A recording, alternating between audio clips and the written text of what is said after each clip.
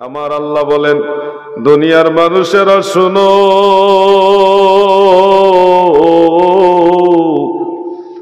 আমার আল্লাহ বলেন অবশ্যই আমি আল্লাহ মুমিন বান্দাদের উপরে সবচেয়ে বড় মেহেরবানি, সবচেয়ে বড় এহসান করেছি যে তাদের মধ্য থেকেই আমি আমার রসুলকে তাদের মাঝে পাঠিয়েছি।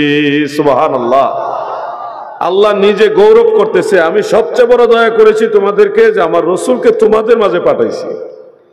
যে রসুলকে আল্লাহ পাঠিয়ে গৌরব করতেছেন, সেই রসুল কত দামি রসুল, সেই নবী কত দামি নবী, এটুকু আপনারা চিন্তা করেন। আপনারা আরেকটু গভীরভাবে দেখেন, সেই মূসা নবীর উম্মতেরা সেই হাজার হাজার হাজার হাজার বছর আগে ইন্তেকাল হয়ে গেছে, তারা এখনো আলমে বারজাখ কবর জগতে আছে। নূহ নবীর উম্মতেরা, ইউনুস নবীর উম্মতেরা, ইসমাইল নবীর উম্মতেরা, সেই শীষ নবীর উম্মতেরা, আরো যত নবী রাসূল ছিলেন তিনাদের উম্মতেরা এখনো কবর জগতে, তারা এখনো আলমে বরজখে, আর আমরা এখনো মারা যাইনি। আমাদেরকে আল্লাহ তাদের সবার পরে দুনিয়াতে পাঠাইছেন। আমরা এই দুনিয়াতে যদিও সবার পরে আসছি, আল্লাহর হাবিব বলেন অন্য সব নবীদের উম্মতের আগে আল্লাহ আমার উম্মতকে জান্নাতে দিবে। সুবহানাল্লাহ। আপনারা কি মনে করেন এই দুনিয়াতে সবার পরে আল্লাহ আপনাকে পাঠিয়েছেন আর জান্নাতে দিবেন সবার আগে? এটা কি আল্লাহ তাআলার দয়া না? সবাই বলেন দয়া কি না? তাহলে আপনি এটুকু বিশ্বাস রাখেন যে আল্লাহ আপনাকে আদর করে ভালোবাসে। আল্লাহ আপনাকে আলাদা বাছাই করেছে, আপনাকে বাছাই করে তিনার হাবিবের উম্মত করেছেন। এটা অন্তরে ঢুকান। ওয়াল্লাহু ইয়াখতাসু বিরাহমাতিহি মান ইয়াশা, আল্লাহ তার রহমত দ্বারা যাকে খুশি তাকে খাস করে নেয়। আপনি নিজেকে দিয়ে চিন্তা করেন, আপনাকে অনেক ভালোবাসে মহান আল্লাহ তাআলা, তার দয়া দ্বারা, তার রহমত দ্বারা, করুণা মেহেরবানি দ্বারা আপনাকে আল্লাহ বাছাই করেছেন, খাস করেছেন। কার জন্যে? আখিরি নবীর উম্মত বানাইবার জন্যে। এই জন্য আমার পীর কেবলা জান হুজুর বলতেন, মাওলা তোমায় ভালোবাসে, আল্লাহ তোমায় ভালোবাসে, তুমি তারে ভুইল না। দমে দমে ডাকো তারে, দমে দমে ডাকো তারে, একদম ভুইল না। যে যাহারে ভালোবাসে সে তো কভু ভোলে না। অর্থাৎ আল্লাহ আপনাকে ভালোবাসে, আপনি আল্লাহকে ভুলবেন না। তিনি আপনাকে ভালোবাসে বিদায় সবচেয়ে বড় নবী, সবচেয়ে বড় রসুল, সব নবী রসুলদেরও নবী, ইমামুল আম্বিয়া যাকে বলা হয়, সৈয়দুল মুরসালিন যাকে বলা হয়, রাহমাতুল লিল আলামিন যাকে বলা হয়, সেই নবী বাইতুল মুকাদ্দাসে যেখানে দাঁড়িয়েছেন, ওইখানে দাঁড়ানোর পরে সমস্ত নবীরা অটোমেটিক আমার নবীজির মুসল্লি হয়ে গেছেন। যেই মসজিদের মুসল্লি 1,24,000 নবী রাসূল, সেই মসজিদের ইমাম হলো আমার দয়াল নবী। সুবহানাল্লাহ। আমি প্রায় সময় একটা গজল গাই, খুব আনন্দের সাথে গাই, নবী প্রেম নিয়ে গাই। নবী তুমি ইমামুল আম্বিয়া, তোমার জন্যই বানায় আছে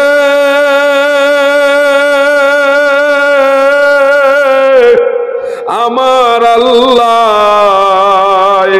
এই সারাটা দুনিয়া গো নবী, নবী তুমি ইমামুল আম্বিয়া।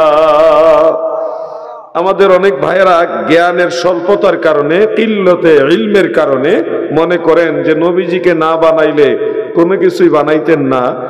লাউলাকা মা খালাকতুল আফলাক, আপনাকে না বানাইলে কিছুই বানাইতাম না, এটাকে ওনারা জাল হাদিস মনে করেন। কিন্তু আমরা সুন্নি মনা যারা মুহাদ্দিসিন, যারা সালফে সালেহিন ছিলেন, তাদেরকে অনুসরণ করি। আমরা মনে করি এটা হাদিসে কুদসি রিওয়ায়াত বিল মানা হিসেবে সহিহ। এটাকে জাল হাদিস বলে উড়িয়ে দেওয়া, কোনো ধরনের শর্ত শরায়ত ছাড়া এটাকে জাল বলে দেওয়াটা কোনো মুহাক্কিক মুত্তাকি আলেমের কাজ নয়। ইমামুল হারামাইন ইমাম মোল্লা আলী কারি হানাফি রাহিমাহুল্লাহ আসরারুল মারফুআ বি আখবারিল মাওদুআ সেই কিতাবের মধ্যে এটা উল্লেখ করেছেন। ইমাম ইসমাইল আজলুনি রাহমাতুল্লাহ আলাইহি কাশফুল খাফা ওই কিতাবের মধ্যেও লাউলাকা মা খালাকতুল আফলাক এটা উল্লেখ করে লিখেছেন, লাকিন মানাহু সহিহ, এটার সনদ নাই বটে কিন্তু এটার মানা অর্থটা সহিহ, বিশুদ্ধ। সুবহানাল্লাহ বলেন। এটার পিছনে বেশ অনেকগুলো হাদিস রয়েছে। ইমাম মোল্লা আলী কারি কয়েকটা হাদিস উল্লেখ করেছেন। আমি আপনাদেরকে দুই তিনটা হাদিস স্মরণ করিয়ে দিচ্ছি। নবীজির শান ও আজমতের ব্যাপার তো ভাই, হয়তো আপনার সাথে আমার মতের মিল নাই, কিছু বেশ কম আছে, বা আপনার সাথে না হোক আমার সাথে না হোক মতের হয়তো ভিন্নতা থাকুক, দলমত নির্বিশেষে একজন মুসলমান হিসেবে আপনিও কিন্তু আল্লাহ রসুলকে মানেন, নবী মানেন। কিন্তু অতএব নবী পাকের ইজ্জতের ব্যাপারে আমরা যেন একটু সতর্ক হই, হুট করে তাড়াহুড়া করে এমন কথা যেন না বলি যেই কথা দ্বারা আল্লাহ রসুলের শান ও আজমতের উপর আঘাত লাগে, তখন কিন্তু আপনি ক্ষতিগ্রস্ত হবেন। এই জন্য আমি খুব আদবের সাথে আদর করে বিনয়ের সাথে বলে যাচ্ছি, আমার নবীজিকে না বানাইলে আল্লাহ তাআলা কিছুই বানাইতেন না। এই কথাটা সঠিক কথা, এর পিছনে অনেকগুলি রিওয়ায়াত রয়েছে। সুবুলুল হুদা ওয়ার রাশাদ সেই কিতাবের প্রথম খণ্ডের মধ্যে ইমাম ইবনু সালিহ শামী রাহমাতুল্লাহ আলাইহি তিনি একখানা হাদিস উল্লেখ করেন।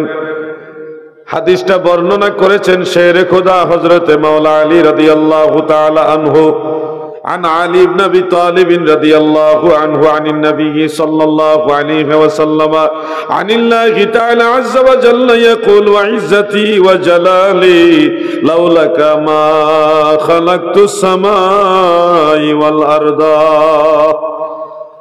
হযরত আলী আল্লাহর রাসূলের কাছ থেকে বলেন, আমার নবীজি আমার আল্লাহর কাছ থেকে বলেন, আমার আল্লাহ বলেন, জগৎবাসী শোনো,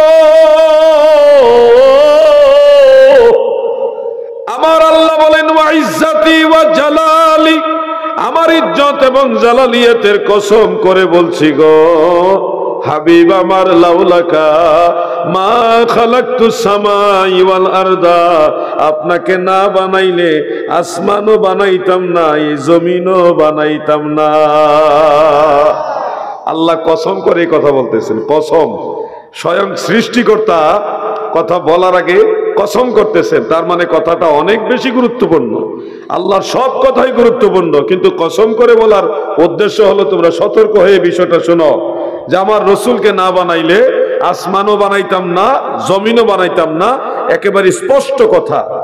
যেমন আরেকটা রিওয়ায়াত ইমাম জালালউদ্দিন সুয়ুতি রাহমাতুল্লাহ আলাইহি জামিউল আসার জামিউল আহাদিস সেই কিতাবের জিলদ আউয়ালের মধ্যে উল্লেখ করেছেন, আল্লাহর হাবিবের আদরের সাহাবী হযরত আব্দুল্লাহ ইবনে আব্বাস রাদিয়াল্লাহু আনহুমা তিনি মারফু ভাবে এটা বর্ণনা করেছেন। নবীজি আল্লাহর বাণী হিসেবে বলেছেন যে লাউলাকা মা খালাকতুল জান্নাতা ওয়ালান নার, হাবিব আপনাকে না বানালে, আপনাকে সৃষ্টি না করলে আমি জান্নাতও বানাইতাম না, জাহান্নামও বানাইতাম না। সুবহানাল্লাহ।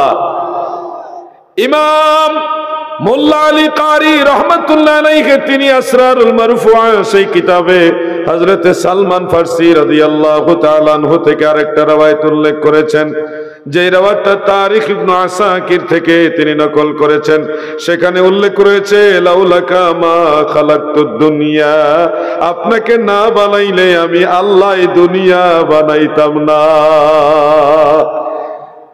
ইমাম হাকিম নিজাপুরি রহমাতুল্লাহ আলাইহি আল মুস্তাদরাক আলা সাহিহাইনের মধ্যে চতুর্থ খণ্ড 1583 নম্বর পৃষ্ঠায় আরেকটা হাদিস উল্লেখ করেছেন, যে হাদিসটা ইমাম বাইহাকি দালাইলুন নবুওয়াতের মধ্যে উল্লেখ করেছেন। এমনকি ইমাম আবুল কাসিম সুলাইমান আত-তাবারানী রাহমাতুল্লাহ আলাইহি তিনার মুআজামুল আওসাতের মধ্যে তিনার নিজ সনদে হাদিসটা উল্লেখ করেন। খাসাইসুল কুবরার মধ্যে ইমাম জালালউদ্দিন সুয়ুতি তিনিও হাদিসটা কোট করেছেন। সেখানে হযরত ওমর ফারুক রাদিয়াল্লাহু আনহু থেকে বর্ণিত, আমার নবীজি বলেন আল্লাহ তাআলা যখন আদমকে বানাইলেন, হযরত আদম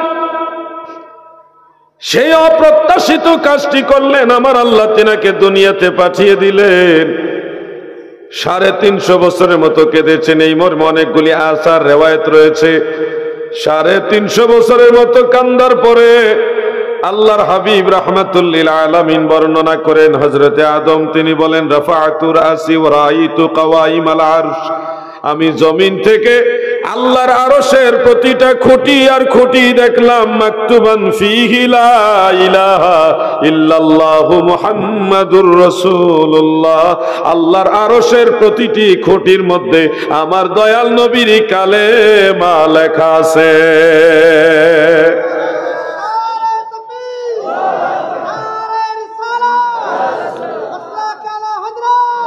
আপনাদের এই মুর্শিদাবাদে কিছু ভাই আছেন জ্ঞান পাপী, আমি তাদেরকে বলবো জ্ঞান পাপী, লেখাপড়া করেও নবীর সম্মান বুঝলো না। আল্লাহ তাদেরকে সঠিক জ্ঞান দান করুক, এই দোয়াই করি। তারা মনে করে কালেমায়ে তাইয়্যিবা লা ইলাহা ইল্লাল্লাহু মুহাম্মাদুর রাসূলুল্লাহ, এক লাইনে এক বাক্যে একসাথে এই কালেমা নাকি কোনো হাদিসে নাই। আমি জানি না তারা কয়টা হাদিস পড়েছে। ভাই আমার জানা মতে হয়তো বেশি থাকতে পারে, আমার জানা মতে 80টার উপরে হাদিস আছে, যে হাদিসগুলির মধ্যে এক লাইনে কালিমায়ে তাইয়্যিবা লেখা আছে। আমাদের বাংলাদেশের রাজশাহীর একজন ভদ্রলোক বলতেও খারাপ লাগতেছে, শানের রেসালতের মধ্যে গোস্তাকি করে, তাকে ভদ্রলোক বলতে খারাপ লাগে, কিন্তু সামাজিকতা রক্ষা করতে গিয়ে বলতে হয়, না হলে আবার যারা একটু লিটারেট পারসন তারা বলবে এই লোকটা কেমন যেন আক্রমণাত্মক এরকম। এই জন্য সামাজিকতা রক্ষার জন্য ভদ্রলোক বললাম। সে বলতেছে যে আমি 6 মাস 1 বছর গবেষণা করে দেখলাম কোনো হাদিসে কোনো কিতাবে এই কালেমা শরীফ খুঁজে পেলাম না। তো আমি দেখলাম সহিহ মুসলিম শরীফের প্রথম খণ্ডেই 16 নম্বর পৃষ্ঠার মধ্যে তরজমাতুল বাব ইমাম মুসলিম ইবনে হাজ্জাজ রাহমাতুল্লাহ আলাইহি কালেমা শরীফ উল্লেখ করেছে। তো উনি 6 মাস 1 বছর গবেষণা করে, লেখাপড়া তো যা করার করছে আগে, এটা হলো আলাদা গবেষণা করেছে।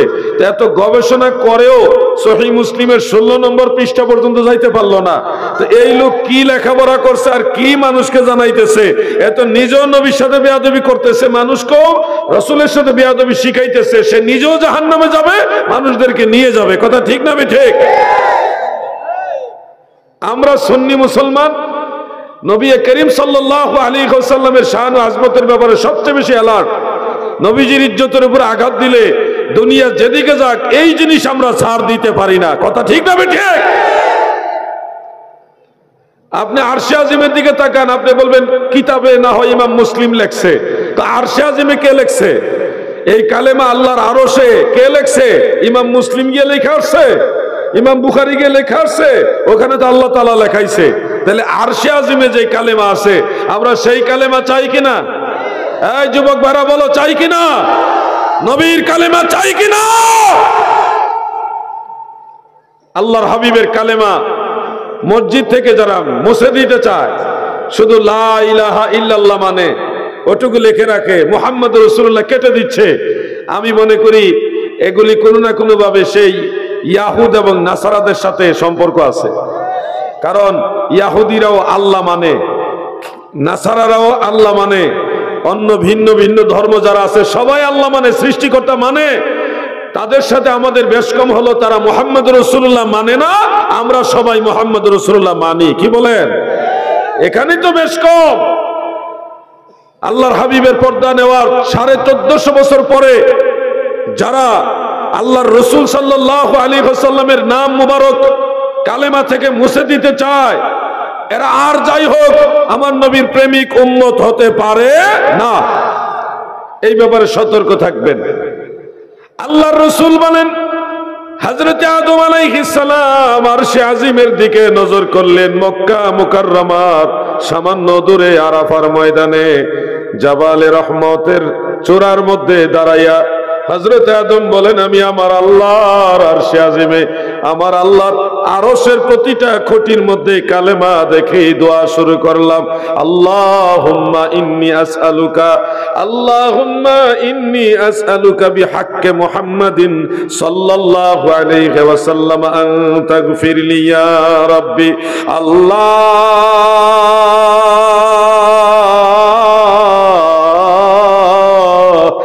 আপনার হক নবী মুহাম্মদ মুস্তাফা সাল্লাল্লাহু আলাইহি ওয়াসাল্লামের উসিলায় আপনার কাছে প্রার্থনা করতেছি যেন আপনি আমাকে ক্ষমা করে দেন।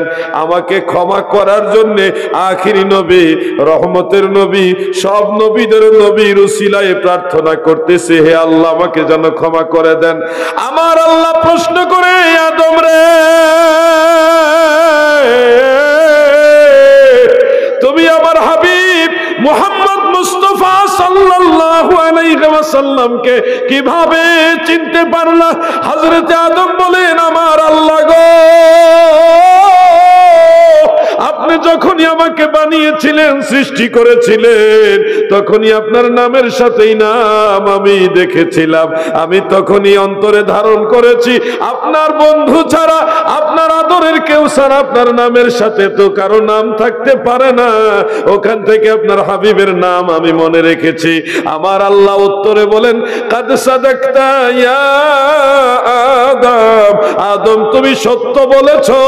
ওয়ালাউলা মুহাম্মাদুন মা খালাকতুকা, আমি যদি আমার নবী মুহাম্মদকে না বানাইতাম, আমি আল্লাহ তুমি আদম নবীরেও বানাইতাম না। তোমার জন্যই বানায়া আছে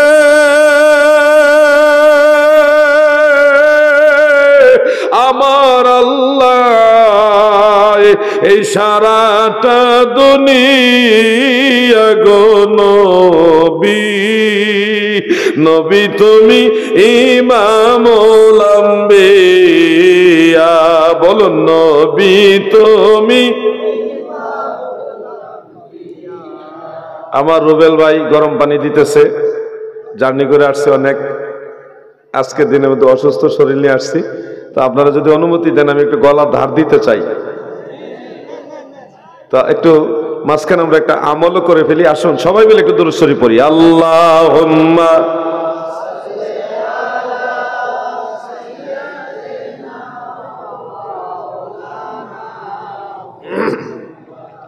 ওয়া আলা আলি সাইয়্যিদিনা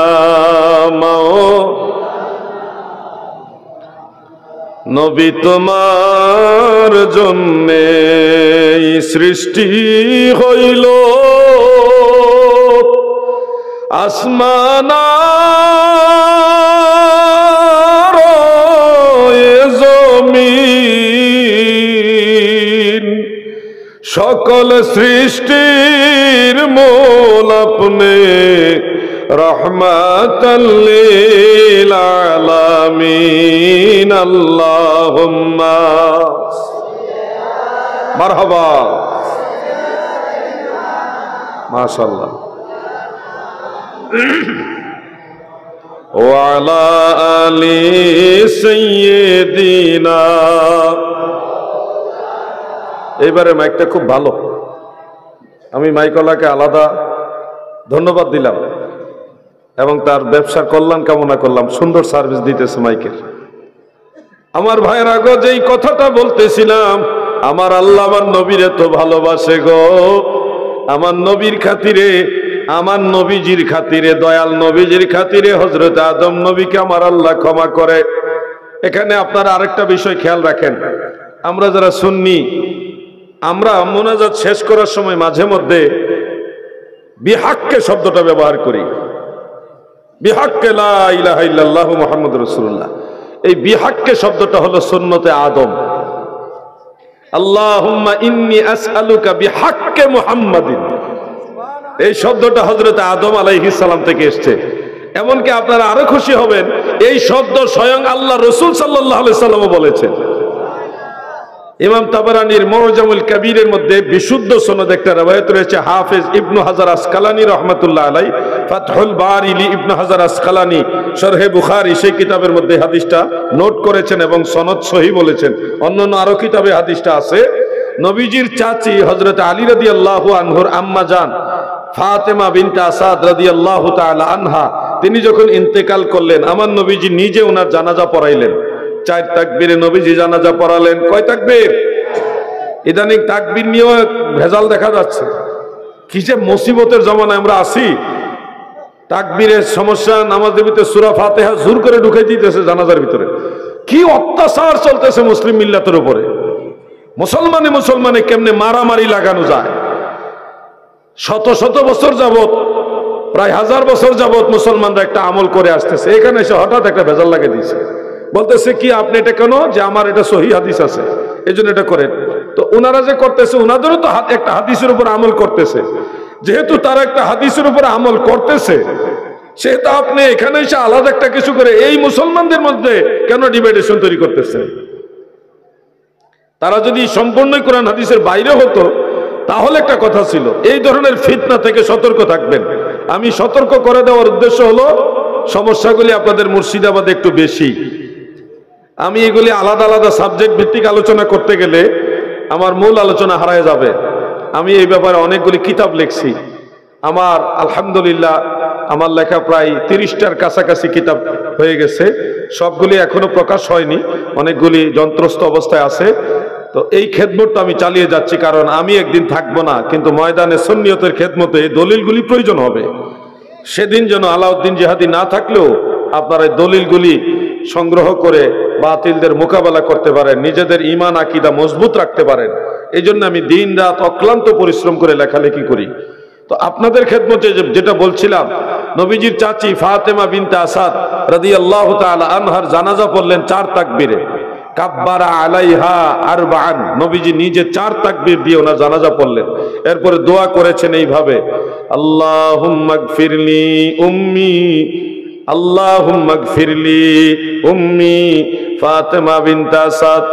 আল্লাহ, ফাতেমা বিনতে আসাদ আমার মা ফাতেমা বিনতে আসাদকে আপনি ক্ষমা করে দেন। এরপরে নবীজি আল্লাহর হাবিব দোয়ার মধ্যে বলতেছেন, বিহাক্কে নবীকা, বিহাক্কে নবীকা, আপনার হক নবীর উসিলায়, বিহাক্কে, এই যে আমরা বিহাক্কে লা ইলাহা ইল্লাল্লাহ মুহাম্মাদুর রাসূলুল্লাহ বলি, বিহাক্কে নবীকা ওয়াল আমবিয়াই ওয়াল্লাযিনা মিন ক্বাবলি, আল্লাহ আপনার হক নবী এবং পূর্বে যত নবী, আমার পূর্বে যত নবী ছিল, ওয়াল আমবিয়াই, নবিয়ুনের বহু বচন হলো আম্বিয়া, আল্লাহ আমার পূর্বে যত নবী রাসূল ছিল তাদের উসিলায় আমার চাচি আম্মাকে আপনি ক্ষমা করে দেন। সুবহানাল্লাহ। এখানে 2টা পয়েন্ট আপনারা নিতে পারেন। স্বয়ং রাহমাতুল লিল আলামিন নবী ওসিলা দিয়ে দোয়া করেছেন উম্মতকে শিখাইবার জন্য। আমি জানতে চাই মুর্শিদাবাদের যুবক ভাইরা, এই যুবক ভাইরা তোমরা আমাকে বলো, আল্লাহ রসুল সাল্লাল্লাহু আলাইহি ওয়াসাল্লাম যেহেতু নিজেই ওসিলা ধরে আল্লাহর কাছে দোয়া করেছেন, সেহেতু ওসিলা ধরে দোয়া করা জায়েজ না নাজায়েজ? এটা আওয়াজ দিয়ে বলো, জায়েজ না নাজায়েজ? আমি আরেকটা হাদিস শরীফ আপনাদের শোনাতে চাই, সহিহ বুখারীর মধ্যে উল্লেখ, আল মুজাল্লাদুল আউয়াল এবং মিশকাত শরীফের মধ্যে হাদিসটা রয়েছে 132 নম্বর পৃষ্ঠায়, 137 পৃষ্ঠার মধ্যে। সেখানে হাদিসটা উল্লেখ, হযরত ওমর রাদিয়াল্লাহু আনহুর জামানায় যখন অনাবৃষ্টি দেখা দিল, বৃষ্টির অভাব, পানির অভাব, তখন সাহাবায়ে কেরাম দোয়া করতেছে। দোয়ার এক পর্যায়ে বলতেছে, আল্লাহুম্মা ইন্না কুন্না নাতাওয়াসসালু, জামা মুতাকাল্লিম, নাতাওয়াসসালু। যদি বলতেন আতাওয়াসসালু তাইলে একজন হয়তো, একজন দোয়া করছেন ওসিলা ধরে। এখানে বলছে কুন্না নাতাওয়াসসালু ইলাইকা বিনবিকা, ইতোপূর্বে আপনার নবীর উসিলায় আমরা সবাই দোয়া করেছি। সুবহানাল্লাহ বলেন। এরপরে দোয়া করতেছেন, নাতাওয়াসসালু ইলাইকা বিআম্মিন নবিকা, নবীজির চাচা হযরত আব্বাসের উসিলায় দোয়া করেছেন। এবার আমি আরেকটা প্রশ্ন আপনাদের সামনে রাখতে চাই। আমার শিক্ষিত সমাজ ভাইয়েরা, বাবারা, ও যুবক ভাইয়েরা, আপনাদের কাছে জিজ্ঞাসা করি, আল্লাহর হাবিবের হাজার হাজার হাজার হাজার সাহাবী, তারা সবাই আল্লাহর রসুলের উসিলা দিয়ে দোয়া করেছেন, নবীজির চাচা হযরত আব্বাসের উসিলা দিয়ে দোয়া করেছেন। এ থেকে কি বোঝা যায়? উসিলা ধরা জায়েজ না নাজায়েজ? আরে জবান খুলে বলো, জায়েজ না নাজায়েজ? মুর্শিদাবাদে কেউ যদি এসে বলে ওসিলা ধরা শিরক, জায়েজ নাই, বিদআত, হারাম, এই ধরনের ফতোয়া দিলে তখন বুঝে নেবেন এই লোকটা কিতাবুল আন্দাজ দিয়ে কথা বলে, তার কোনো দলিল নাই। দলিল হলো কিতাবুল আন্দাজ। আর আমরা যেটা করছি, ওসিলা ধরছি, আমাদের দলিল মদিনাওয়ালা। আমাদের দলিল সাহাবাই কারাম, নবী যেদিকে সাহাবারা যেদিকে আমরাও সেদিকে। কি বলেন আপনারা? আমার দয়াল নবীজিকে বাদ দিয়া নিজেরা আন্দাজ করে অনুমান করে যারা মাসালা বানিয়ে নেয় এরা নিঃসন্দেহে গোমরাহির মধ্যে আছে। আমার দাদু ভাইয়েরা গভীর মনোযোগ। আল্লাহর হাবিবের ইজ্জত আমি কি বলে আপনাদের বুঝাবো? বাংলাদেশ একজন শায়ের বলেন, নবীজির শানের কথা বলবো রে কারে, নবীজির গুণের কথা বলবো রে কারে, নূরংশ দিবানা জঙ্গলায় ঠিকানা, ঘুরিয়া বেড়ায় নবী ধারে গোধারে, নবীজির শানের কথা বলবো রে কারে। আমার নবীজির কথা আপনাদের শোনাচ্ছিলাম, বলতে বলতে জানাজায় চলে গেলাম, বিহাক্কের কাছ থেকে এখানে গেলাম, আমি আবার পেছন দিকে আসতেছি। হযরতে আদম দোয়া করেছেন বিহাক্কে মুহাম্মাদিন দ্বারা, এই জন্য আমরা সুন্নি মুসলমান। আমার নবীজির সুন্নত হযরত আদম নবীর সুন্নত হিসেবে মুনাজাতের শেষে ওসিলার আমল হিসেবে বিহাক্কে লা ইলাহা ইল্লাল্লাহু মুহাম্মাদুর রাসূলুল্লাহ বলে থাকি।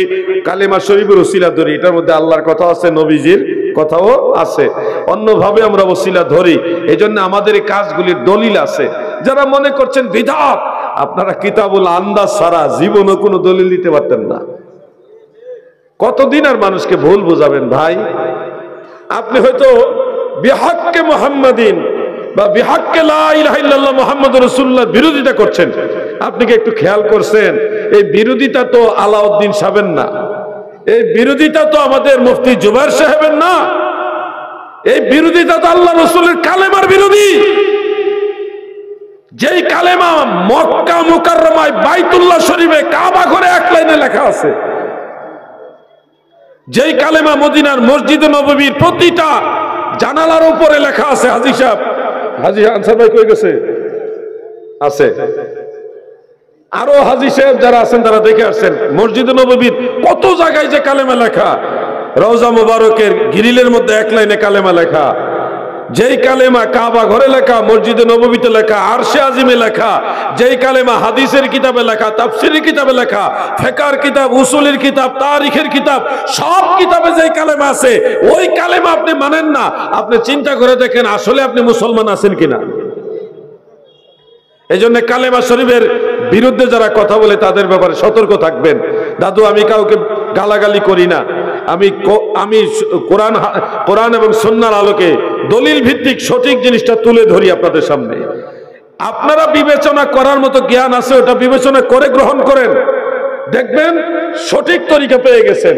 আমার একটা ভাই বলছে কালেমা তাইয়্যিবা আমি মানি না, তার কথার পিছনে কোনো দলিল নাই।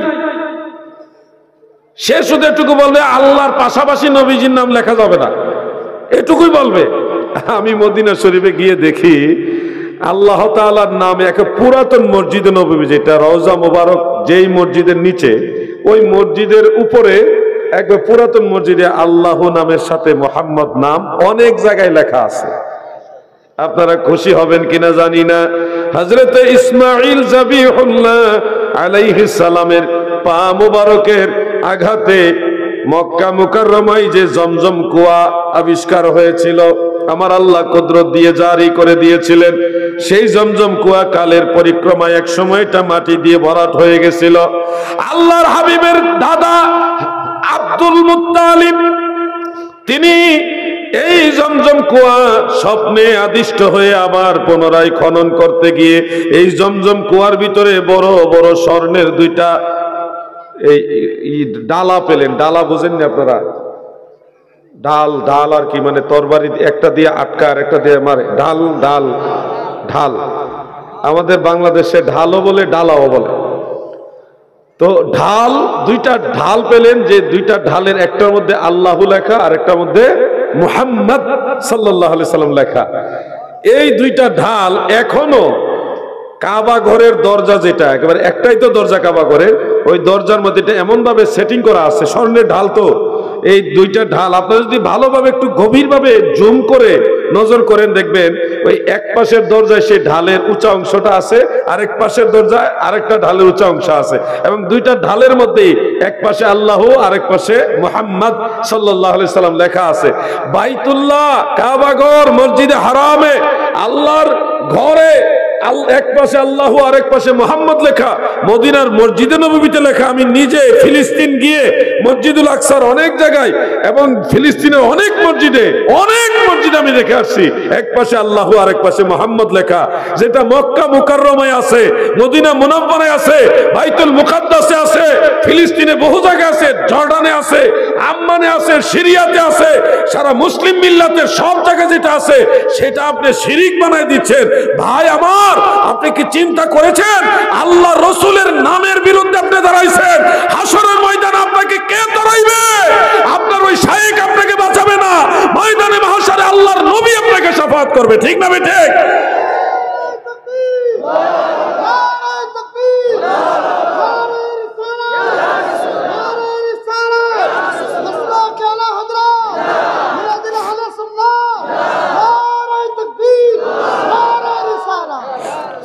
এই জন্য গভীরভাবে কথাগুলি খেয়াল করবেন। গায়ের জোরে ঠেললে হবে না। আমি জোরে কথা বললে কি রাগ করেন? আমার জোরে কথা হয়ে যায়, আমি আস্তে আস্তে কথা বলার চেষ্টা করি, জোরে হয়ে যায়, কেউ রাগ করেন, এটা আমার একটা অভ্যাস। এটা কোনো না যে ঝগড়া করার জন্য বলতেছি না বা কাউকে আঘাত করার জন্য না, এটা এরকম মানে আমি চেষ্টা করি আস্তে কথা বলতে, হয় না। এটা গলা আল্লাহ দিছে বুম বাস্টিং মার্কা গলা, কি করব, কিছু করার নাই তো। আপনারা রাগ হয়েন না, ঠিক আছে আমার ভাইরা গো। মহান আল্লাহ তাআলা আমার নবীর ইজ্জতকে কত বুলন্দ করেছেন। এক কথাই তো আমার আল্লাহ বলেছেন, ওয়ারাফা'না লাকা যিকরাক। নবী গো, আমি আল্লাহ আপনার জিকিরকে, আপনার ইজ্জতকে, সম্মানকে বুলন্দ করে দিয়েছি। রাফা'আল্লাহু দারাজাহু ফিদ দুনিয়া ওয়াল আখিরাহ। দুনিয়া আখিরাতে সব জায়গায় আমার আল্লাহ আমার দয়াল নবীর শান ও মানকে বাড়ায়া দিয়েছে। সুবহানাল্লাহ।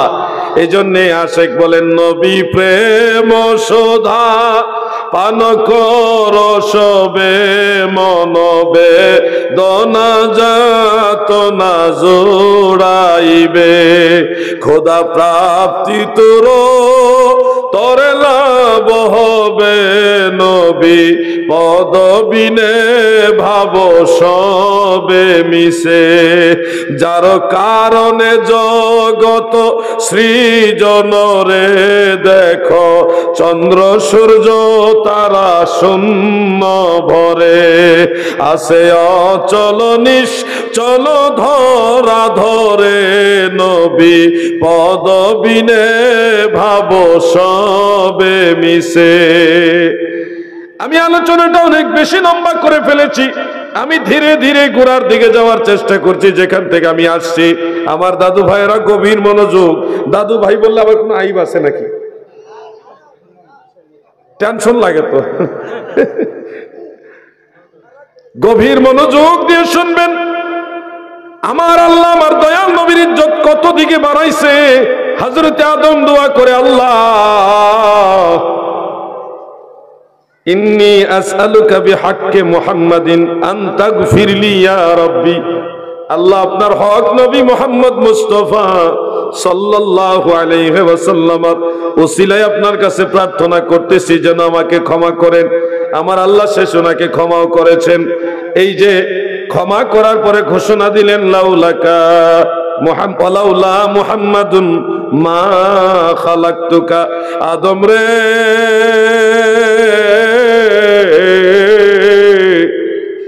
আমি যদি আমার নবী মুহাম্মদ মুস্তাফাকে না বানাইতাম, তুমি আদম নবীরেও বানাইতাম না। একটু চিন্তা করছেন নি যে আল্লাহ আদম নবীর আগে আমাদের নবীকে বানাইছে? চিন্তা করছেন নি কথাটার মধ্যে একটা হাকিকত? যদি আমার নবী মুহাম্মদকে না বানাইতাম, তুমি আদমকে বানাইতাম না। তার মানে কি আদমকে বানাইবার পরে আল্লাহ আমার নবীকে বানায় নাই, আগে বানাইছে। কথা বুঝতেছেন না আপনারা?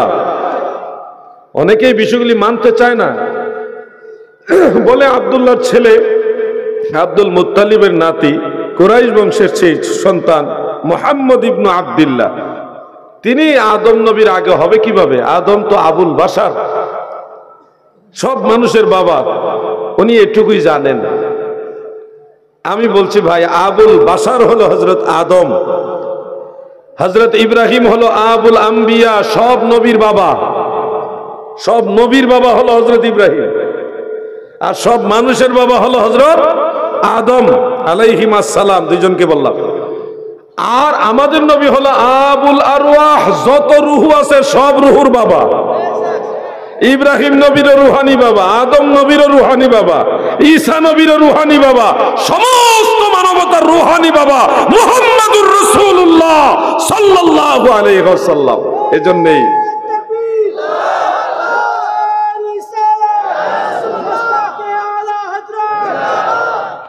এজন্য আশিক বলেন, তোমার জন্যই বানায়াছে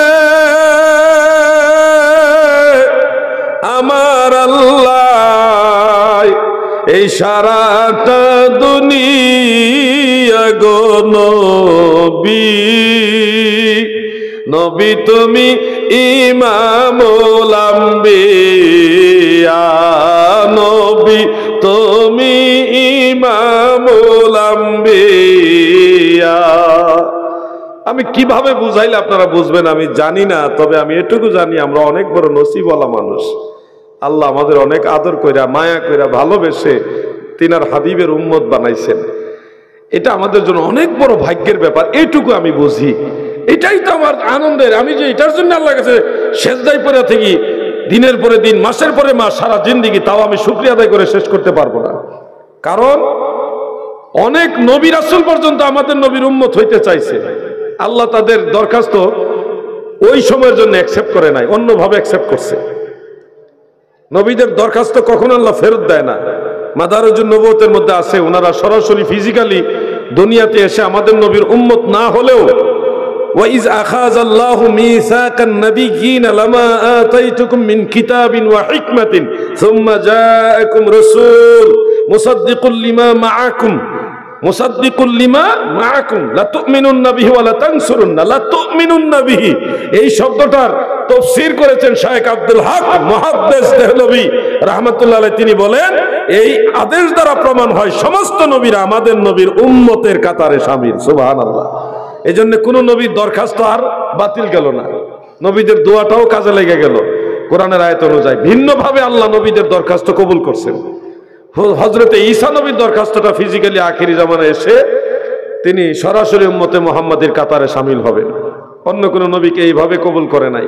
আল্লাহ আমাদেরকে বিনা চাওয়ায় বিনা দরখাস্তে এমন নবীর উম্মত বানাইছে। আপনারা কি বেজার নাকি? কোনদিন দোয়াও তো করেন না যে আল্লাহ আমারে আখিরি নবীর উম্মত হিসেবে কবুল করেন? করছেননি দোয়া এরকম? আল্লাহ তো ফাড়াই দিয়েছে মাগনা। মাগনা বুঝেননি? ফ্রি, ফ্রি, বিনা পয়সায়, বিনা মূল্যে, বিনা চাওয়ায়, বিনা কষ্টে পাইয়া গেছেন, এজন্য মূল্য বুঝেন না।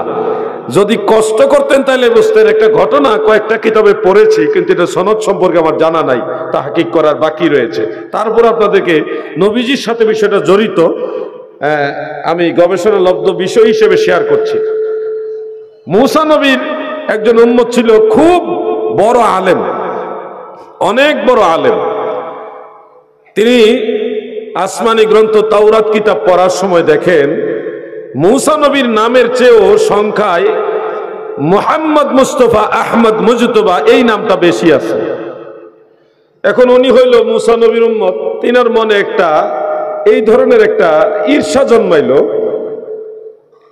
জন্মাইল যে আমার নবীর নাম কম, মানে মূসা নবীর নাম কম, আর এই নবী কবে না কবে আসবে, উনার নাম বেশি, এটা হতে পারে না, আমার নবীর নাম বেশি থাকবে। এটা মূসা নবীর প্রতি উনি প্রেম দেখাইতে গিয়া তাওরাত কিতাব থেকে মূসা নবীর নাম ঠিক রেখে আমাদের নবীর নাম কাইটা কাইটা দিতেছে, কমাই দিতেছে আর কি।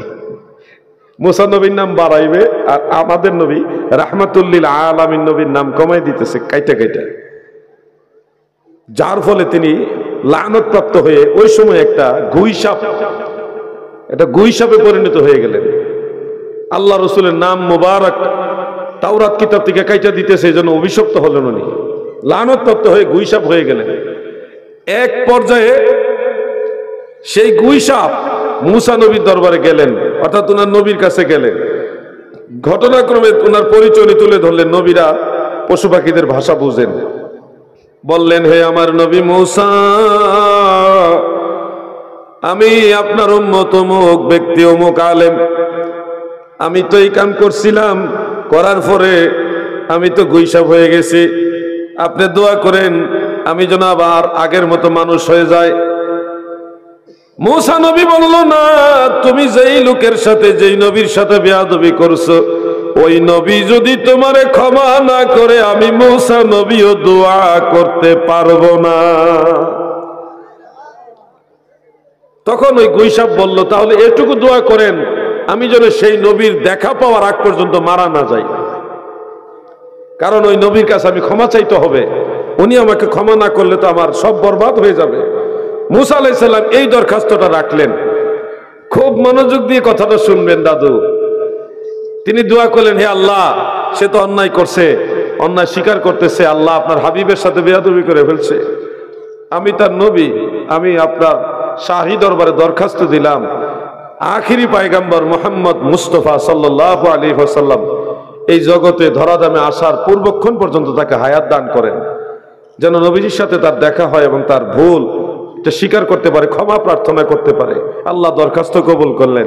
এবং এই গুইসাব আখিরি জামানা পর্যন্ত, আমার নবীজির জামানা তো বেঁচে ছিল, আল্লাহ রসুলের কাছে আইসা ক্ষমাও চাইছে এবং নবীজি তাকে ক্ষমা করেছেন। সুবহানাল্লাহ।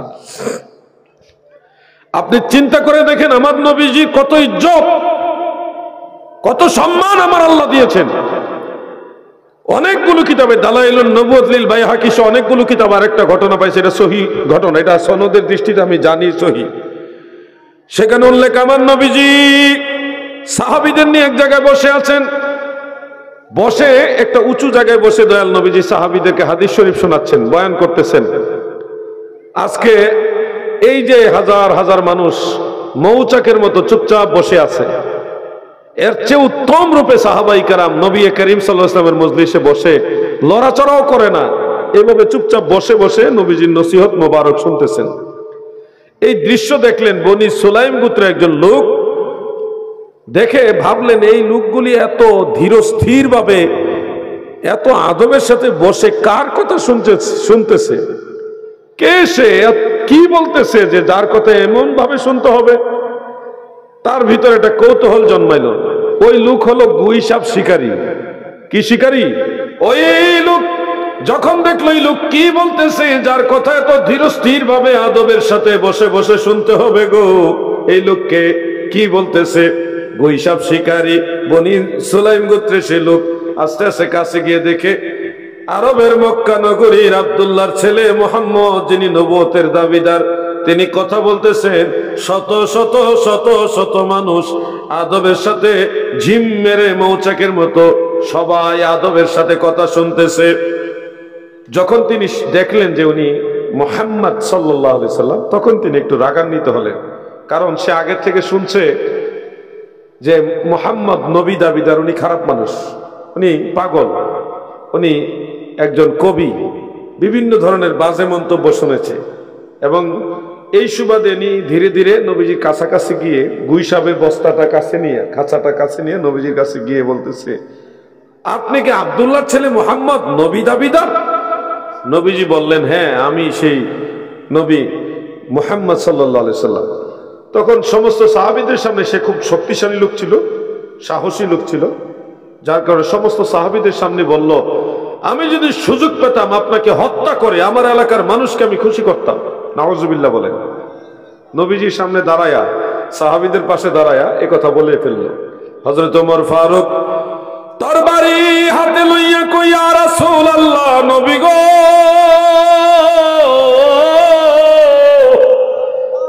আদেশ দেন আমি তার গর্দান শরীর থেকে আলাদা করে দেই। আল্লাহর নবী বলেন, ওমর, আমাকে এই কারণে পাঠানো হয় নাই যে আমাকে কেউ যদি মারতে চায় আমি তাকে মেরে ফেলবো, আমার সাথে কেউ যদি রাগ করে তাকে আমি হত্যা করবো, এই কারণে আমার আল্লাহ আমাকে পাঠায় নাই, তাকে বলতে দাও। আমার নবীজি ওই লোককে পাল্টা প্রশ্ন করলেন, তুমি কি এগুলি বলবে না ঈমান গ্রহণ করবে? আমি তোমাকে ঈমান গ্রহণ করার জন্য দাওয়াত দিলাম। এই কথা বলার পরপরই ওই গুইসাপ শিকারী তার খাঁচার ভিতর থেকে, বস্তার ভিতর থেকে গুইসাপটা বের করে আল্লাহ রসুলের সামনে ফেলে দিয়ে বলতেছে, আমি তো ওই দিন ঈমান আনবো যেদিন আমার এই গুইসাপ ঈমান আনবে। অর্থাৎ সে বুঝালো যে গুইসাপ যতদিন গুইসাপ তার ঈমান আনবে না, আমিও কোনদিন আপনার উপরে ঈমান আনবো না। আল্লাহর নবী বললেন, গুইসাপ যদি আমার উপর ঈমান আনে তুমি কি ঈমান আনবে? সে আরো বললেন, নিশ্চয়, আমি তো সেটা ঘোষণা দিলাম। আল্লাহর হাবিব গুইসাপকে বলে, গুইসাপ রে, তুমি কার ইবাদত করো তুমি বলো। গুইসাপের জবান মানুষের মতো করে আমার আল্লাহ খুলে দিলেন। গুইসাপ বলে, আমি সেই সত্তার ইবাদত করি যিনি কুল মাখলুকাতের মালিক, যার নিয়ন্ত্রণে আসমান জমিন এবং সাগর সবকিছু যার নিয়ন্ত্রণে রয়েছে। গুইসাপ কথা বলতেছে। আল্লাহর হাবিব দয়াল নবীজি বলেন, গুইসাপ তুমি বলো আমি কে? গুইসাপ এবার বলতেছে, আশহাদু আল্লা ইলাহা ইল্লাল্লাহু ওয়া আশহাদু আন্না মুহাম্মাদান আবদুহু ওয়া রাসূলুহু। কালেমা শাহাদাত পড়তেছে। এই দৃশ্য দেখার পরে গুইসাপ যখন কথা বলতেছে, নবীজির নবুয়ত রিসালতের সাক্ষ্য দিতেছে, দেখার পরে আল্লাহ তাআলা ওই ব্যক্তি বনি সুলাইম গোত্রের গুইসাপ শিকারীকে হেদায়েত দান করলেন। তার ভিতরে পরিবর্তন আসলো যে এই গুইসাপ তো আমার, এটা তার ওনার পালিত কোনো গুইসাপ না যে সে কথা বলবে, এটা তো আমি ধরে আনছি, স্বীকার করে আনছি। গুইসাপ যার কথায় কথা বলে, যাকে নবুয়তের স্বীকৃতি দেয়, যাকে নবী মানে, ইনি যদি নবী না হয় আর নবী হবে কে? আমার মনে হয় ভুল হয়ে গেছে। তিনি সবার সামনে বলেন, ইয়া রাসূলুল্লাহ, আপনি আমাকে ক্ষমা করে দেন আর আমাকে আপনার উম্মতের অন্তর্ভুক্ত করেন। কালিমায় পড়া আমাকে পড়ায় দেন। আসেন আমরাও পড়ি, লা ইলাহা ইল্লাল্লাহু মুহাম্মাদুর রাসূলুল্লাহ সাল্লাল্লাহু আলাইহি ওয়াসাল্লাম। তিনি আবার মুসলমান হয়ে গেলেন। নবীজি সাহাবীদেরকে বললেন, ও আমার সাহাবারা, তোমাদের নতুন এক মুসলিম ভাই, সে গরিব মানুষ, গুইসাপ শিকার করেছে, চলতে কষ্ট হয়, তোমরা আল্লাহ তাআলাকে খুশি করার জন্য তাকে কিছু দান করো। আল্লাহকে খুশি করার জন্য তাকে তোমরা কিছু দান করো। সাহাবীরা যখন শুনলেন যে দান করলে আল্লাহ খুশি হবে, আল্লাহর নবী বলেছে, আর কি কোনো কথা আছে? যার পকেটে যা আছে সব খুইলা আল্লাহর হাবিবের সামনে রেখে দিচ্ছে, বলছি, ইয়া রাসূলুল্লাহ, আপনার আদেশে আল্লাহ তাআলাকে রাজি খুশি করার জন্য আমার এই মুসলিম ভাইকে দান করলাম। একেবারে টাকার স্তূপ পড়ে গেছে, ওই স্বর্ণ মুদ্রা, রৌপ্য মুদ্রা, আরবের যে মুদ্রা, এগুলির একটা স্তূপ পড়ে গেছে। সর্বশেষ হযরত আব্দুর রহমান ইবনে আউফ রাদিয়াল্লাহু আনহু বলতেছে, ইয়া রাসূলুল্লাহ, আমার একটা ঘোড়া আছে, ঘোড়াটা এই রঙের, ঘাড়ের পশম এরকম, পায়ের পশম এরকম, পিঠের পশম এরকম। একটা বর্ণনা দিয়ে বললেন, এই ঘোড়াটা এই ইরানের মানে পারস্যের ঘোড়ার চেয়ে একটু ছোট, আরবের ঘোড়ার চেয়ে একটু বড়। ওগো নবীজি, আল্লাহকে রাজি খুশি করার জন্য আমার এই মুসলিম ভাইকে এই ঘোড়াটাও আমি দান, এই উটটাও আমি দান করে দিতে চাই। সুবহানাল্লাহ বলেন। সেটা উট ছিল, ঘোড়া নয়। আমার নবীজি মুস্কি হাসি দিয়ে বলে, আব্দুর রহমান, তুমি যখন বর্ণনা দিয়েছো, আমার আল্লাহ আমাকে আরেকটা বর্ণনা দিয়েছে, তুমি দুনিয়া থেকে যখন বিদায় নিবে, পুলসেরাত পার হওয়ার জন্য তোমার জন্য আল্লাহ তাআলা স্পেশাল একটা উট রাখবে। সেই উটের ঘাড়ের পশমগুলি হবে হলুদ, পায়ের পশমগুলো হবে সবুজ। এইভাবে নবীজি উটের প্রত্যেকটা অঙ্গ প্রত্যঙ্গের ব্যাখ্যা দিয়ে বলতেছে, এই উট তোমার জন্য আল্লাহ তাআলা রেখেছেন, এবং হাসর ময়দানে পুলসেরাতের পুল এই উটের উপরে সাওয়ারি বানায়া বিজলির গতিতে আল্লাহ তোমাকে পার করাবে।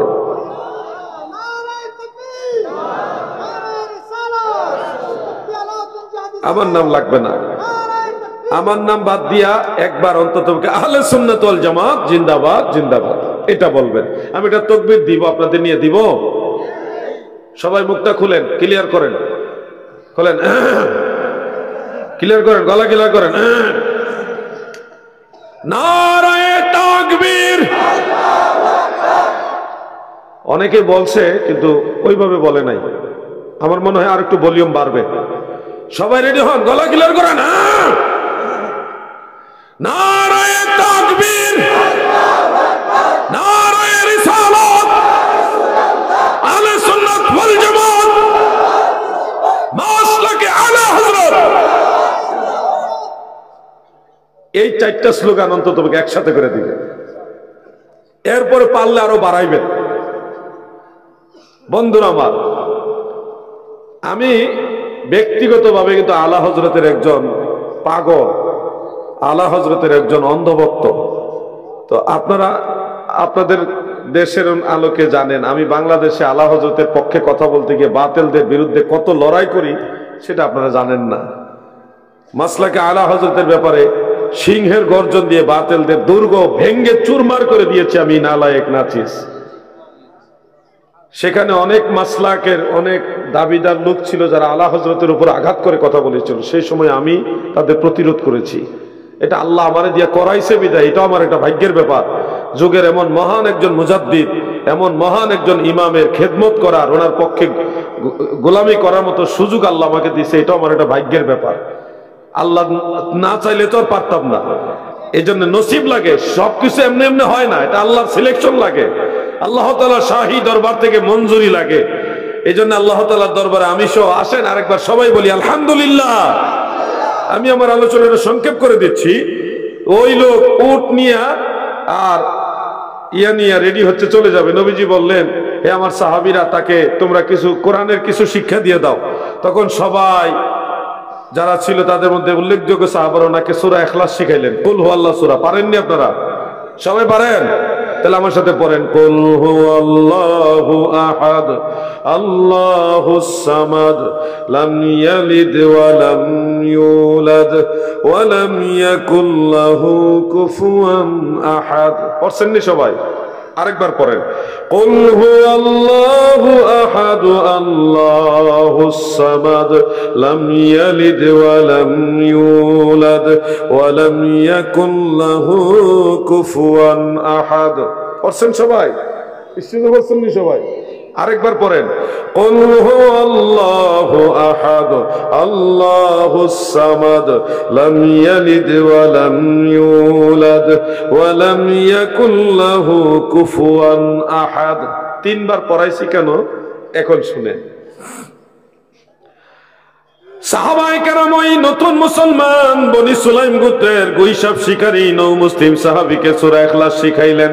আমার নবীজি বলেন, সাহাবী রে, তুমি যে সূরাটা শিখেছো এটা যদি একবার তেলাওয়াত করো কোরআনুল কারীমের 1/3 তেলাওয়াতের সমান সওয়াব হবে। দুইবার তেলাওয়াত করলে 2/3 তেলাওয়াতের সমান সওয়াব হবে। যদি 3বার তেলাওয়াত করো, আল্লাহর নবী বলেন সূরা ইখলাস কুল হুয়াল্লাহ সূরা যদি 3বার কেউ তেলাওয়াত করে সম্পূর্ণ কোরআন তেলাওয়াতের সমান সওয়াব আমার আল্লাহ দান করে দিবে। কষ্ট করে যারা আমি গুনাহগারের সাথে 3বার সূরা ইখলাস পড়েছেন তাদের আমলনামায় 1 খতম কোরআন তেলাওয়াতের সমান সওয়াব চলে এসেছে। ভাইজান, যারা অবহেলার কারণে একবার পড়েন নাই, আরেকবার আমরা সবাই মিলে পড়ি। পড়েন নাই, আপনারটা 1 খতম ফিলাপ হবে, আমাদেরটা এক্সট্রা হবে। কুল হুয়াল্লাহু আহাদ আল্লাহুস সামাদ লাম ইয়ালিদ ওয়া লাম ইউলাদ ওয়া লাম ইয়াকুল লাহু কুফুয়ান আহাদ। এই সূরাটা তেলাওয়াত করবেন এমনি এমনি বসে, সকালবেলায়, সন্ধ্যাবেলায়, ফজরের পরে, মাগরিবের পরে 5 ওয়াক্ত নামাজ পড়বেন। নামাজের আগে পরে কিছু ওজিফা আমল আছে, এগুলি করবেন। আমাদের 2টা কাজই করতে হবে, আমল এটাও করতে হবে, ঈমানের ব্যাপারটাও সবচেয়ে বেশি গুরুত্ব দিতে হবে। ইন্নাল্লাযীনা আমানু ওয়া আমিলুস সলিহাতি লাহুম জান্নাতুন তাজরি মিন তাহতিহাল আনহার। ঈমানও আনতে হবে, ঈমানের সাথে নেক আমলও করতে হবে। ওই নতুন সাহাবী সূরা ইখলাস শিখলেন, এবার উটের উপরে টাকার বস্তা নিয়ে যাইতেছে। যাইতে যেতে বনি সুলাইম গোত্রে গিয়ে দেখে প্রায় 1000 মানুষ। কয় হাজার? আপনারা ঘুমাই গেছেন? না না না, লক্ষণ ভালো না তো, ঘুমাই গেছেন মনে আপনারা। কয় হাজার? এবার ঠিক আছে, মনে ঘুমটা ভাঙছে, হঠাৎ করে ঘুমাই গেছিল, একটু সেমি ঘুম হয়েছিল আর কি। ঘুমাই গেছিলেন নি? যুবক ভাইরা তোমরা কি আসো? আসো, আচ্ছা, এই তো ঠিক আছে। উনি গিয়ে দেখে প্রায় 1000 মানুষ বিশাল বড় বড় তরবারি, বল্লভ, অস্ত্র শস্ত্র নিয়ে লাইন ধরে দাঁড়াইছে। সেনাবাহিনীর কায়দায়, আর্মির কায়দায় সবাই দাঁড়াইছে। উনি উট দিয়া, এই বিশাল সুন্দর উট নিয়ে, টাকার বস্তা নিয়ে, স্বর্ণ মুদ্রা, রৌপ্য মুদ্রা নিয়ে যাইতেছে। আর বলতেছে তোমরা কোথায় যাচ্ছ রে, কোথায় জিহাদ হবে, কোথায় যুদ্ধ হবে? তখন তাদের ওই টিম লিডার বলতেছে, কেন তুমি কোথায় ছিলে, তোমাকে খুঁজতেছি, তুমি তো আমাদের মধ্যে সর্বাপেক্ষা জ্ঞানী এবং সুদর্শন শক্তিশালী সুঠাম দেহধারী, তোমার জন্য অপেক্ষা করছি। ওই লোক বলতেছে তোমরা কেন অস্ত্র শস্ত্র নিয়ে রেডি হইছো? যে রেডি হয়েছে নতুন নবী দাবি করেছে মুহাম্মদ, তাকে এবং তার দলবলকে চিরতরে নিপাত করে দেওয়ার জন্য, ধ্বংস করে দেওয়ার জন্য আমরা যুদ্ধ করতে যাচ্ছি। উনি কয় কি কও তোমরা, আমি তো এইমাত্র মুসলমান হয়ে আসলাম। বাহিনীর সবাই বলতেছে কি বলো, তুমি আমাদের মধ্যে সবচেয়ে বেশি জ্ঞানী, সবচেয়ে শক্তিশালী সুদর্শন, তুমি মুসলমান হয়ে গেলে? আমরা যাচ্ছি ওনার সাথে যুদ্ধ করতে, তুমি গিয়ে মুসলমান হয়ে আসছো, ঘটনা কি? আমি এমনি এমনি মুসলমান হইনি, আমি গুইসাপ ধরছি, ওখানে গেছি, ওনার কথা শুনে ভালো লাগছে, তারপর আমি বলছি আপনাকে হত্যা করে আমার এলাকার মানুষকে খুশি করব। উনি এরপর আমার সাথে রাগারাগি করে না। এরপর আমি বলছি আমার এই গুইসাপ আপনার ইমান আনলে আমি ইমান আনবো। পরে গুইসাপে মানুষের মতো কথা বলে বলতেছে উনি আল্লাহর নবী, গুইসাপকে মিথ্যা কথা বলে, তোমরা বলো? না না, গুইসাপ তো আর মিথ্যা কথা বলবে কেন, সে তো কথা বলতে পারার কথা না, আল্লাহর নবীরা বললেই তো পশু পাখিরা কথা বলে। এই গুইসাপে কালেমা পড়া শুরু করছে, আমার কোন উপায় আছে? তাই নাকি, তুমি কি সত্য বলছো? আমি অবশ্যই সত্য বলেছি। এই মাত্র এই দেখো আমাকে 1 বস্তা টাকা দিয়ে দিছে তারা। টাকার ব্যাগ দেখে তারা কত ভালো মানুষ। আমি গেলাম তাকে হত্যা করতে, তারা আমাকে মুসলমান তো হওয়ার পরে কোনো অন্যায় আচরণ না করে আমাকে বস্তায় বস্তা টাকা দিয়ে বলতেছে এগুলি আপনি নেন, আপনি আমাদের ভাই। আবার এই উট দেখছো, সুদর্শন বিশাল উট, বিশাল দেহি উট, এটা আমাকে তারা দান করেছে। এই দৃশ্য দেখে 1000 যোদ্ধা কয়ে যুদ্ধ করা লাগতো না, কি ভালা সব ভালায় ল আগে যাই, তাড়াতাড়ি করে নবীর কাছে যাই। যেই নবীর কথা গুইসাপে কথা বলে উনি সত্যি সত্যি নবী, উনি ভেজাল নবী না, উনি সঠিক নবী। ভেজাল করবা না তাহলে ধ্বংস হয়ে যাইবা। আখিরাত বিশ্বাস না করলে তোমরা না করতে পারো, আমি চাই একজন একজন করে সবাই রাজি কো, চলো অস্ত্র শস্ত্র ভালায় সবাই আল্লাহর নবীর কদমে যায়। কেউ হাতে চুমা খায়, কেউ কদম মুবারকে চুমা খায়। নবীজির কদম বসি হস্ত বসি মানে নবীজিকে চুম্বনের উপরে রাখছে। এরপরে নবীজির কাছে তারা সবাই দলে বলে মুসলমান হয়ে বলে, ইয়া রাসূলুল্লাহ আমরা মুসলমান হইলাম, আমরা অনেক যুদ্ধে পারদর্শী, আমাদের সাথে যুদ্ধ করে কেউ পারে না, আমরা সুঠাম দেহধারী, ইয়া রাসূলুল্লাহ মুসলিম হইলাম, আপনি বলুন আমরা এখন কি করব? আল্লাহর নবী বললেন তোমাদের আজ থেকে আমার খালিদ বিন ওয়ালিদের সাথে থাকার আদেশ দিলাম, যত যুদ্ধ অভিযান হবে খালিদ বিন ওয়ালিদের সাথে তোমরাই যুদ্ধ করবা। সুবহানাল্লাহ। এই হইল গুইসাপের পুরো ইতিহাসটা। গুইসাপের ইতিহাসটা আমার নবীজির ইজ্জতের সাথে জড়িত বিধায় আমি নিয়ে আসলাম। এবার আমি আমার কথাটা শেষ করছি, আর আশা করতেছি 5 থেকে 7 মিনিটের মধ্যে আমি আলোচনা শেষ করে দিব। প্রিয় ভাইয়েরা আমার অসমাপ্ত যে কথাটা সেটা আমি একটু টেনে দিচ্ছি। এই লম্বা আলোচনার মূলে যে কথাটা ছিল হযরতে আদম আলাইহিস সালাম আর সে আজিমের দিকে তাকাইয়া আরশের খুঁটির মধ্যে নবীজির কালেমা শরীফ দেখেছেন, নবী কালেমার উসিলায় ক্ষমা চেয়েছেন, আমার আল্লাহ নবীজির উসিলায় ক্ষমা করে দিয়েছেন। ক্ষমা করার পরেই ঘোষণা দিলেন আমি যদি নবী মুহাম্মদকে না বানাইতাম আদম তোমাকেও বানাইতাম না। এই জন্যে দুনিয়া বানাইছেন নবীর কারণে, আদম বানাইছে নবীর কারণে, জান্নাত জাহান্নাম আসমান জমিন সবই তো বানাইলো আমার আল্লাহ নবীর কারণে। এই জন্যে মুহাদ্দিসিনে কেরাম রিওয়ায়াত বিল মানা হিসেবে সবাই বলেছেন লাউলাকা মা খালাকতুল আফলাক, নবী গো আপনাকে না বানাইলে কিছুই বানাইতাম না, এটা সঠিক কথা। সুবহানাল্লাহ। এই হলো আমার আলোচনার একেবারে গোড়ার কথা, যেখান থেকে আমি আসছিলাম এখানে আমি আবার ইতি টেনে দিলাম। রাত্র 11:30টার উপরে হয়ে গেছে। আপনারা অনেক আদব প্রদর্শন করেছেন, ভালোবাসা মহব্বত দেখিয়েছেন। আশা করতেছি আপনারা আখেরি মোনাজাতটা করে তারপরে যাবেন। যার দরুন আপনাদের কাছে আমি বিদায় নিচ্ছি। আসেন দাঁড়ায় নবীজিকে সালাম জানাই, ইয়া নবী। ওই মাইকটা দিয়ে কেমন করেন, এটা দিয়েই করেন। ইয়া রাসূল সালামু আলাইকা ইয়া হাবিব সালামু আলাইকা সালাওয়াতুল্লাহ या रसूल अल्लाह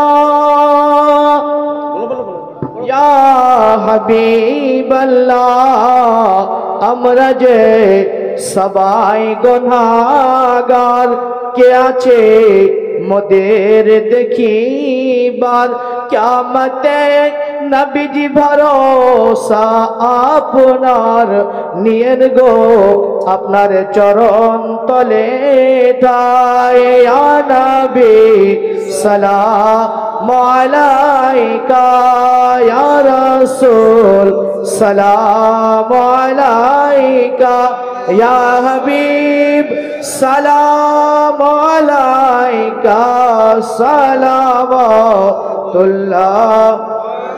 الصلاة والسلام عليك يا رسول الله الصلاة والسلام عليك يا حبيب الله